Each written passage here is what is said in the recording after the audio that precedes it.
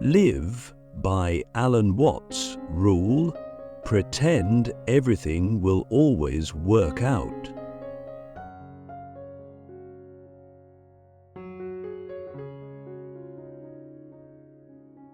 What if you lived your life under one rule, one radical, almost laughable rule? Pretend everything will always work out.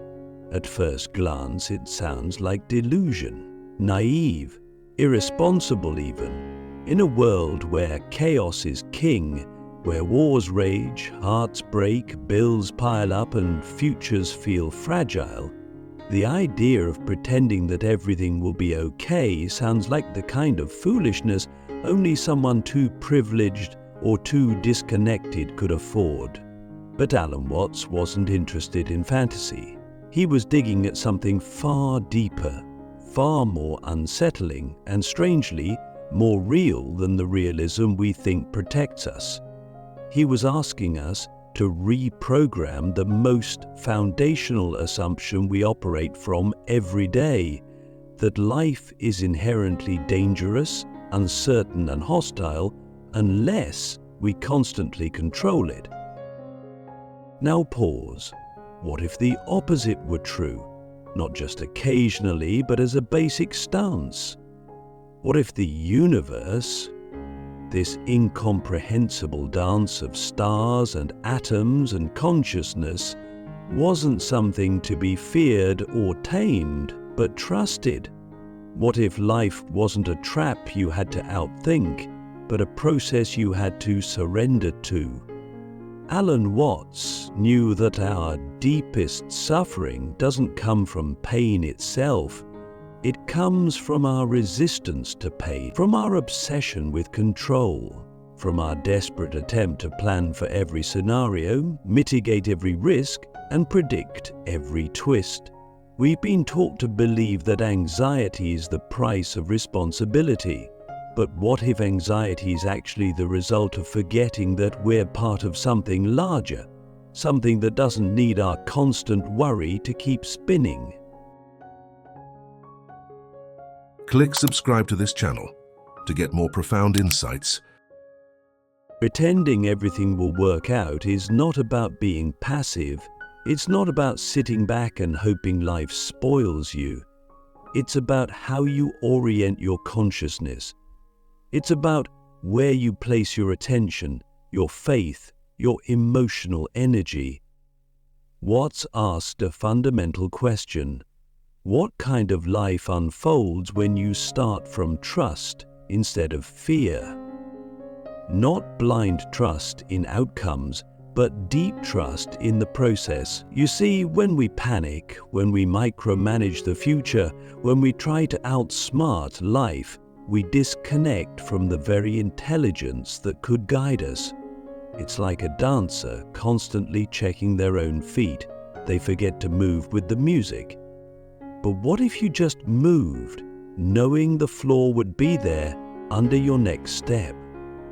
That's the energy Watts invites us into. Here's the twist. This pretend mindset isn't fake. It's more honest than our usual skepticism, because if we're being brutally honest, most of what you fear doesn't happen, and when it does, it often transforms you in ways you never could have planned. Think back to the worst things that have happened to you. Did they destroy you? Or did they strip something away that needed to go? Did they crush your soul or reveal it? Often the events we label as disasters become the doorway to something sacred. But you only see that after. What Watts proposed was, what if you trusted that before? What if you lived as though every twist was meaningful, even if it was brutal? What if you walked into the unknown not with dread, but with curiosity? This is not spiritual fluff. This is strategic.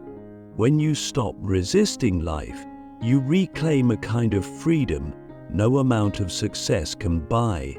You stop asking, how can I control everything? And start asking, how can I respond with awareness? You become fluid, unshakable. You stop being the terrified sailor gripping the wheel and become the wind itself. You may still feel fear, but it no longer governs your choices. You still fall, but you fall into something, not off of something. Because pretending everything will always work out is not a contract with comfort, it's a declaration of presence. So let me ask you something you may have never dared to answer honestly. What would you do today if you truly believed everything was unfolding perfectly? Who would you call?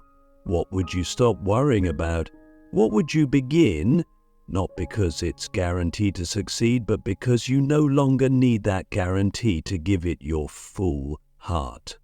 This is the doorway. This is the energy shift, and when you walk through it, you start to live not from force, but from alignment. You start to act not from fear, but from trust. And life somehow, mysteriously, begins to mirror that trust right back at you. And you let go. Life steps in, the physics of trusting the unknown. Letting go isn't weakness. It's not giving up. It's the moment you finally step out of your own way.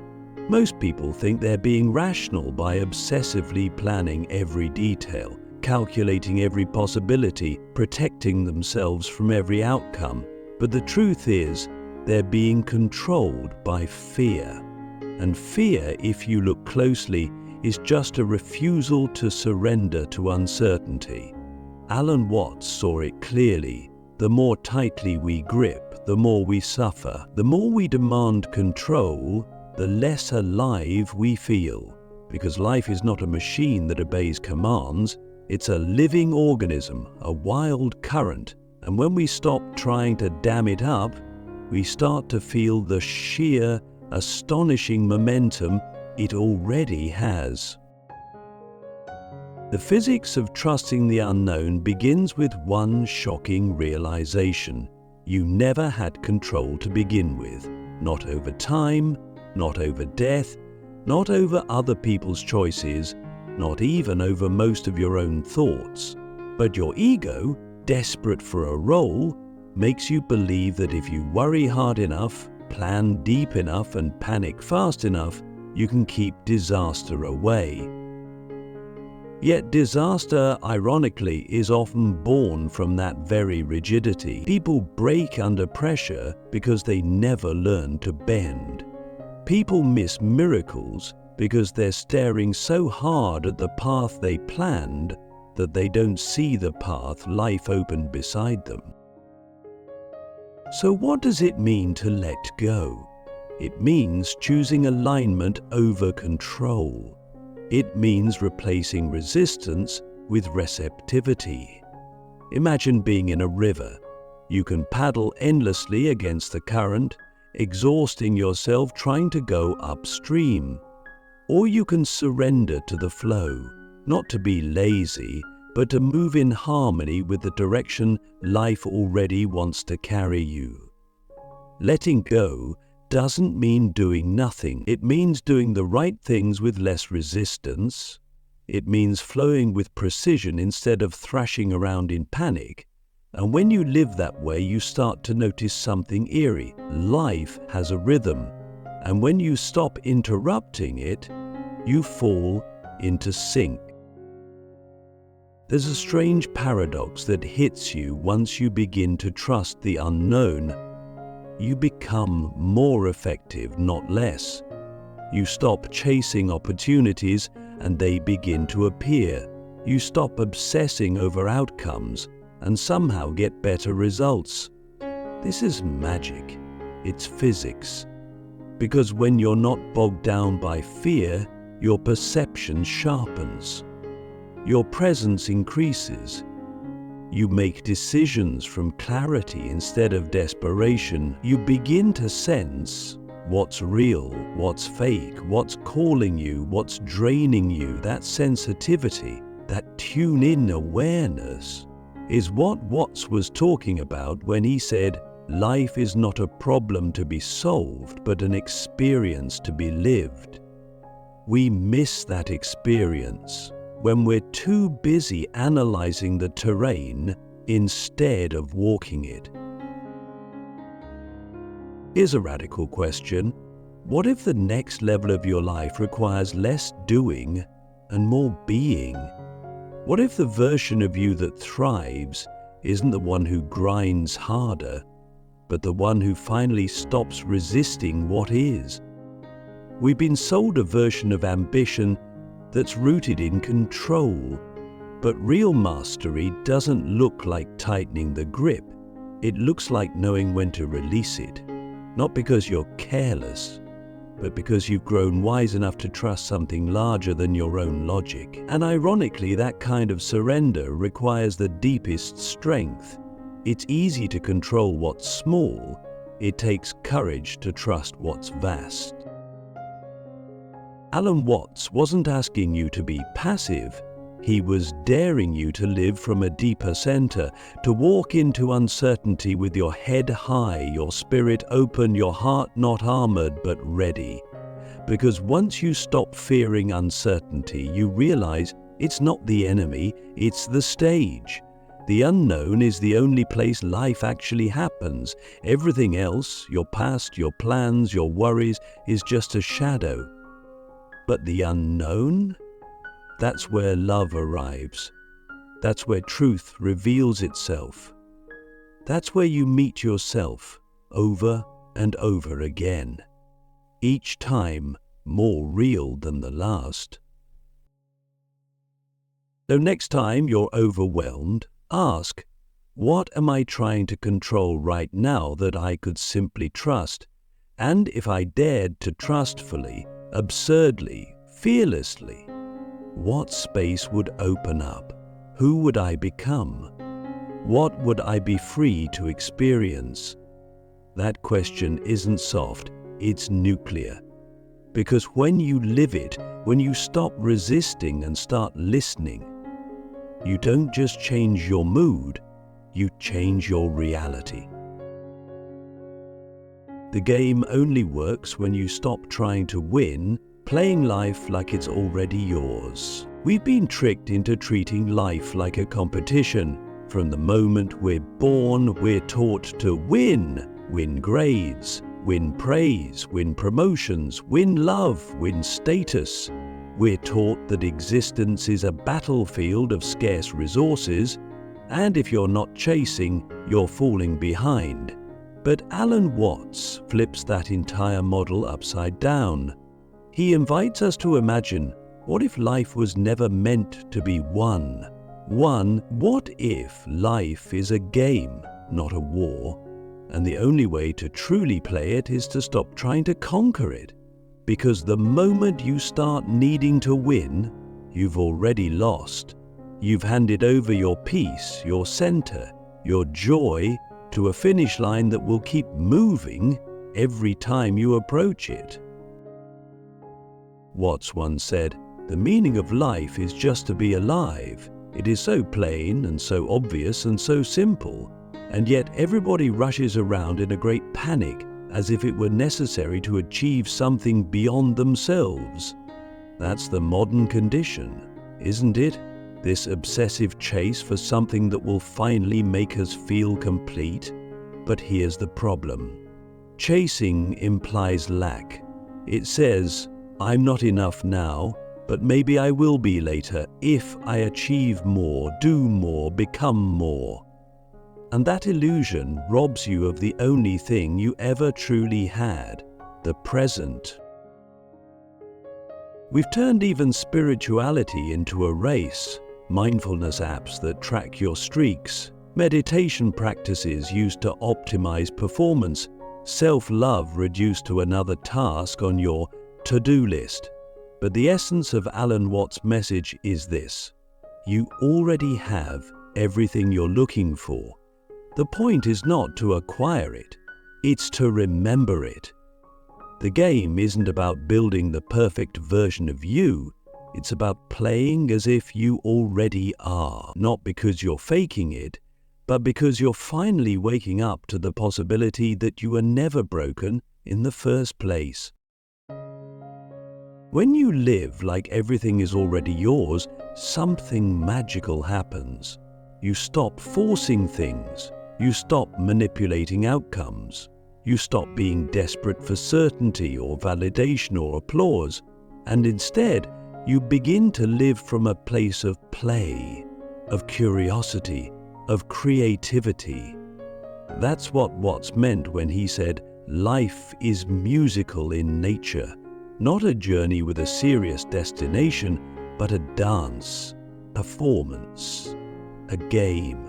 And games, by definition, are not played to get somewhere.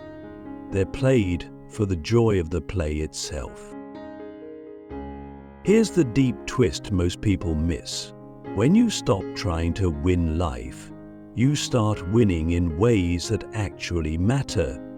You start attracting relationships that aren't based on performance, but presence.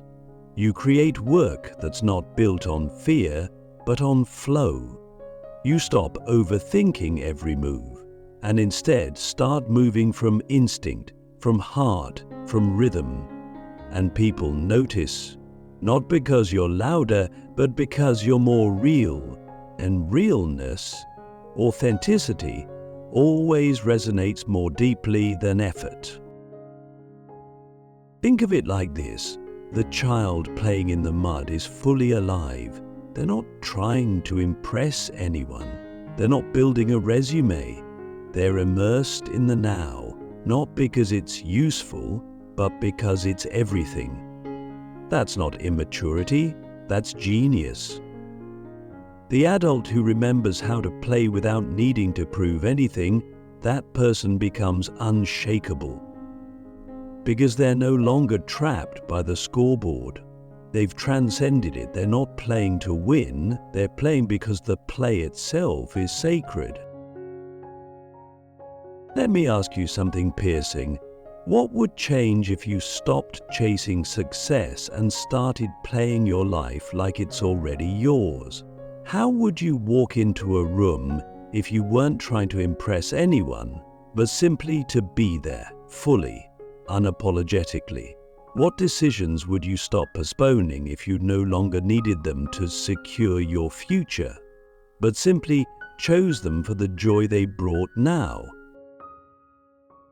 This isn't about detaching from action, it's about detaching from gripping. When you stop clinging to life as if it owes you something, you discover that life has been offering you everything all along. You were just too tense to receive it. You were too focused on the destination to hear the music. Alan Watts didn't want you to sit back and do nothing. He wanted you to remember what it feels like to move from joy rather than fear. To build without proving. To love without controlling. To live, not to win, but to experience the mystery, fully, playfully, with eyes wide open. The ending is the beginning, while pretending it works out makes it real. There's a paradox that lies at the very heart of Alan Watts' philosophy, and it's this. When you live as if everything will always work out, you don't escape reality, you shape it. Not through denial, not through wishful thinking, but through a shift so profound it changes the very way reality responds to you. Pretending, in this context, isn't childish. It's sacred. It's not an escape from truth. It's a creative act that transforms fear into trust, anxiety into motion, and control into presence. Because what you believe, you begin to embody. And what you embody, you begin to attract. Watts wasn't saying that life will always go the way you want. Of course not. Tragedies happen, people leave, plans collapse. But what he was saying is something infinitely more powerful. If you approach life with the energy that things will unfold in your favor, not just for comfort, but for growth, you become aligned with life's deeper intelligence.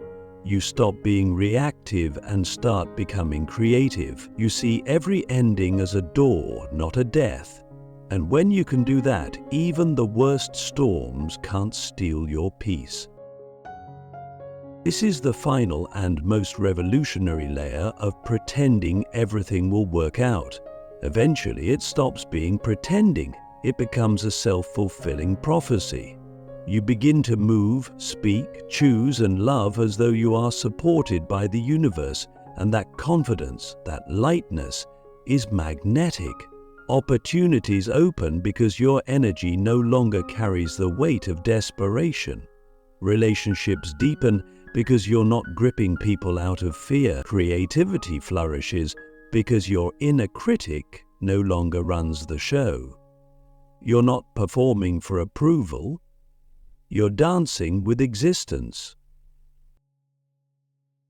The people who transform their lives are rarely the ones with perfect plans. They're the ones who act as though the universe is conspiring with them, even when it looks like chaos. It's not because they're naive. It's because they've chosen to see a pattern where others only see randomness. That's not delusion, that's vision. And the more you live from that place, the more real it becomes. Let me ask you one final, uncomfortable question. What if the way you've been preparing for failure has become the reason you're stuck?